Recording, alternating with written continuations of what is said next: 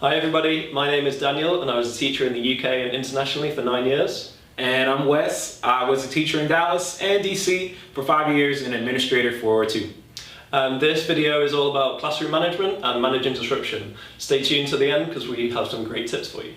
So we're talking about managing your classroom. It starts right at your doorway. What you want to do to make sure that you're managing your classroom effectively is manage that doorway. As students walk into that classroom, they should receive your handshake. They should hear something from you to make sure that whatever happened in that previous class, whatever happened in the hallway, it stopped, it's over. I'm in Mr. Baker's classroom and it's time to learn.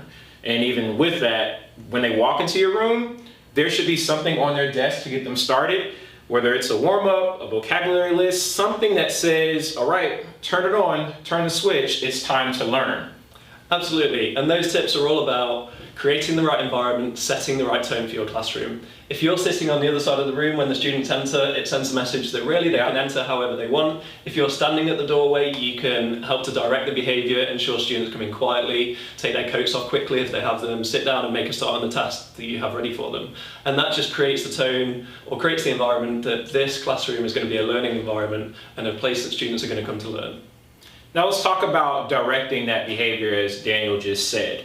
We live in a real world where, although we do some prep work, students are going to be students. A 12-year-old is going to be a 12-year-old. So what are we going to do to make sure that we're mitigating those behavior moments before they even happen?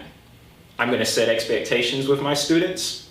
I'm going to plan what I might say in the case that a 3-year-old or an 8-year-old decides to fart and now the class is screaming and laughing. I need to know what I'm going to say.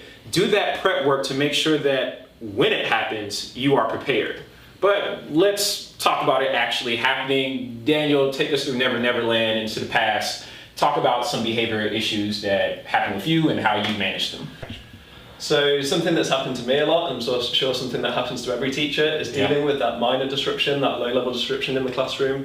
If you've got a student tapping a pen at the front of a class while you're trying to talk to them, or if you've got 2 students at the back of the classroom having their own discussion while students are making contributions, then that's something that you really have to deal with. But you can do it through proximity and showing your awareness. You don't have to interrupt the flow of your class necessarily. So that student tapping at the front of the class while you're trying to explain something, you can just move over to that student, use your body to show the student that you're aware, maybe put 2 fingers on the desk to show them that you're aware of this, and 9 times out of 10 that will stop the behaviour and they'll recognise that you intend for them to listen to what's happening.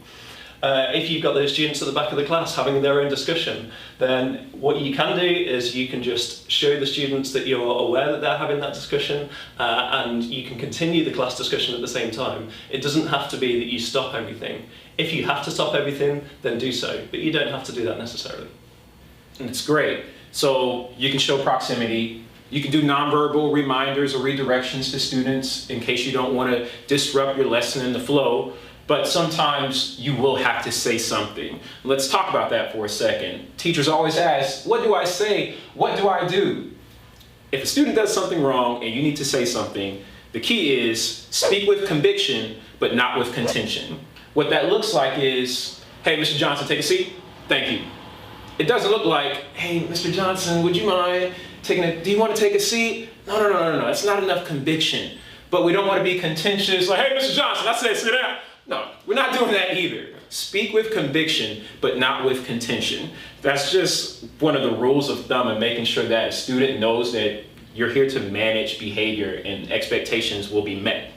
Absolutely, and it's just like we said at the start of the video with setting the tone for your classroom. This is setting the tone for you as a teacher. Are you going to be that teacher that follows through with things, that is consistent in their expectations, which communicates fairly and effectively and respectably to students? Or if you're not going to do those things, then how is that going to affect your relationship with those students? Key in all of this is consistency and follow through. Yes.